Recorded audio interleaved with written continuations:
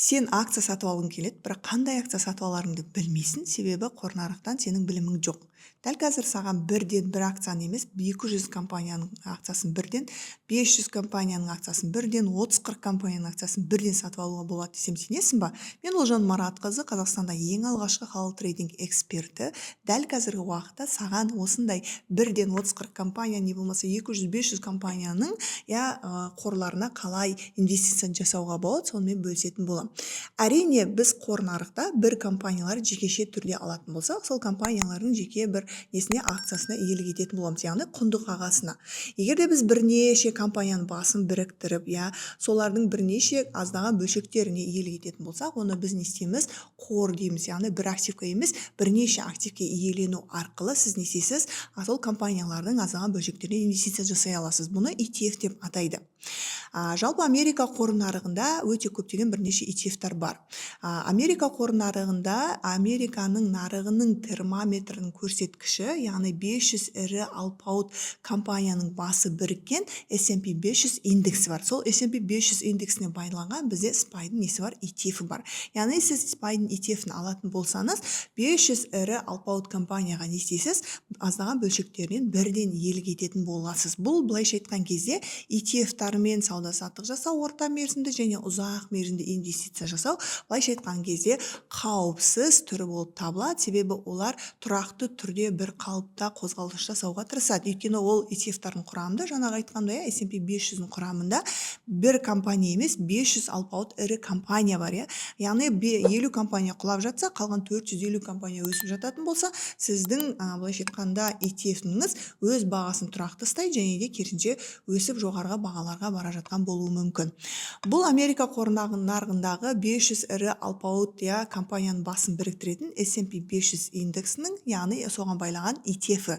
Одан басқа бірнеше ETF-тар бар. Мысалы, 100 ірі технологиялық компаниялардың басы біріккен NASDAQ 100, бізде NASDAQ 100 индексіне байланған NASDAQ жаңағыдай 100 ETF-і бар. Ол жерде сіз бір алған кезде, бір мысалы технологиялық Tesla компаниясын иелік етпейсіз, 100 технология компанияның басын біріккен несін қорын ала аласыз. Осы сияқты Америка қор нарығында 11 сектор бар. Сектор дегеніміз ол не? Қазір өте қарапайым дүниемен түсіндіріп кетейін. Мысалы, сіздер жалпы біздің Америка қор нарығында болсын, Қазақстан қор нарықтардағы компаниялардың құнды қағаздарын алып сатып, жаңағыдай ETF-тарын алып сатумен, инвестиция жасаумен айналысамыз ғой. Бірақ ол қандай компаниялар? Біздің өмірде күнделікті қолданатын компанияларымыз. Сол сияқты Америка қор нарығында 11 сектор бар, әр бағытқа қарай бөлінетін компаниялар. Мысалы, сіз дәрі-дәрмектерді қолданатын болсаңыз, ол медициналық сектор. Мысалы, сіз технологияны қолданатын болсаңыз, элементарный микрофон, жаңағыдай сотка, чип қолданатын болсаңыз, машина қолданатын болсаңыз, ол технологиялық сектор. Жаңа өндірістік заттарды өндірістік бағытта қызмет атқаратын компаниялар болса, ол өндірістік сектор. Осы сияқты бізде 11 сектор бар нарықта.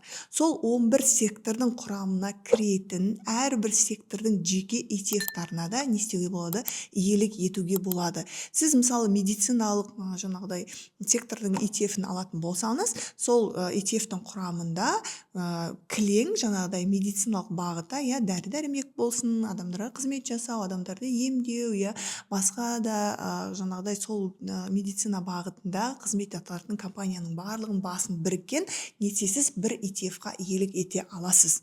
Жалпы былайша айтқан кезде ETF-пен сауда-саттық жасау орта мерзімді және де ұзақ мерзімді инвестицияға өте жақсы келетін құрал деп айтсам болады. Және де мен өзім бұл ETF-тарды қолданамын.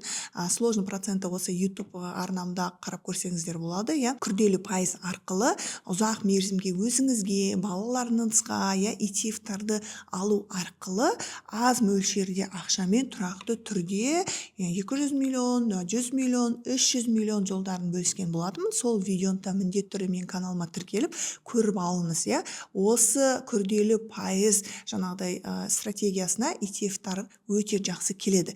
Енді қазір мен сіздерге айтқаным бұл жалпылама Америка қор нарығындағы ETF-тар бойынша айтылды. Жаңағыдай S&P 500, яғни Американың термометрі, қор нарығының термометрі десек те болады.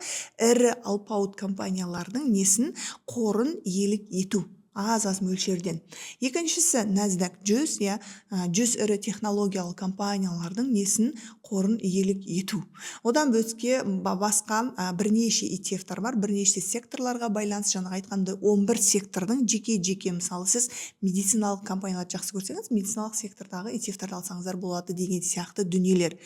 Бірақ бір өкініштісі бұл компания, бұл ETF-тар, бұл компанияның ETF-ның құрамына кіретін толық компаниялар халал емес. Мысалы, мен сіздерге видеоның соңында қандай халал ETF-ті алуға болады, қандай бізде қазақстандық халал ETF бар, соны ұсынатын боламын. Тағы да видеоның соңына қараңыздар. Енді бұл жерде неге біз S&P 500 ETF-ін, NASDAQ 100 ETF-ін, NASDAQ 100 ETF-ін харам деп айтамыз, не халал емес. Себебі S&P-дің құрамына кіретін 500 алпауыт ірі компания болатын болса, соның 500-нің барлығы бірден халал түрде болмауы әбден мүмкін. Яғни әр түрлі күмәнді, халал емес, ірі алпауыт компаниялардың басы біркен ETF болғандықтан біз ол ETF-тарға инвестиция жасамаймыз және оларды сатып алмаймыз. Бірақ сіздерге бір қуантатын жағдай, бізде ITSST деген қазақстандық керемет ETF бар. Халал түрде ETF. Бұл ETF-терді алу үшін сіз міндетті түрде брокеріңіз, яғни сол нарыққа шығып, нарықтан сізге алып беретін брокеріңіз, яғни делдалыңыз болу керек. Ол бірақ реал брокер болу керек. Осы реал брокер арқылы сіз ITSST ETF-ін алсаңыз болады, және де сол арқылы ұзақ мерзімде инвестиция жасасаңыз болады өзіңізге және де балаларыңызға.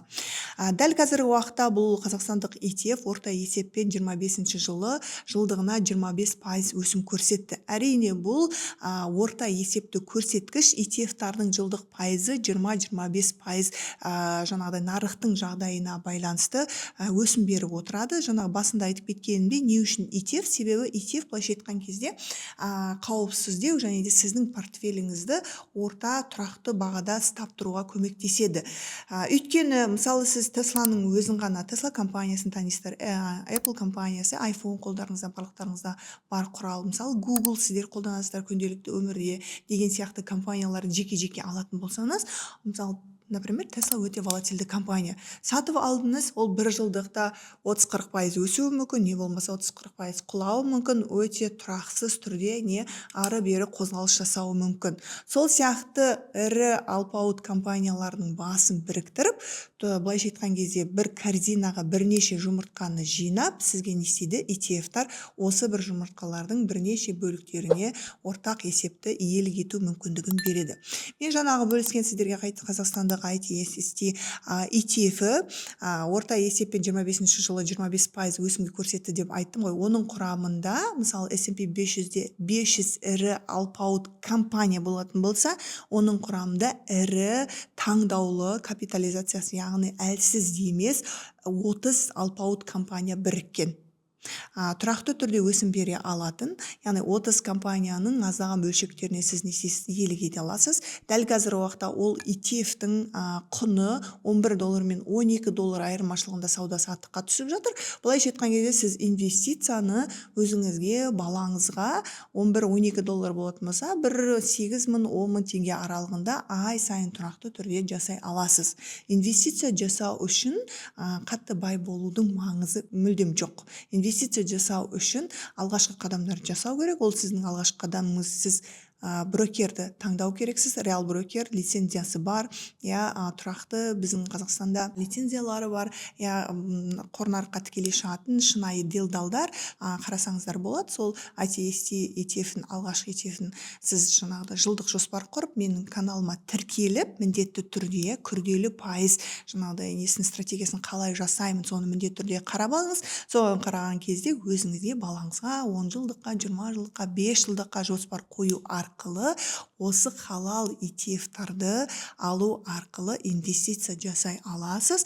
Ақшаңызды әрине міндетті түрде доллармен сатып аласыз, және де сіз тұрақты түрде біздің теңгенің құлдырауы бар, білесіздер, 18%. Сол құлдыраудан доллар арқылы сақтанып, тұрақты түрде былайша айтқан кезде үйде ақшаны жинағаннан көрі ETF-тарға салу арқылы ақшаңызды жинақтап, және де олардың жылдық өсімі арқылы пайда тауып, жинаған ақшаңызды, қорыңызды одан ары көбейту мүмкіндіктерін күшейтетін болады, және де сол мүмкіндіктерді ала аласыз. Енді менің парақшама міндетті түрде тіркеліп алыңыз.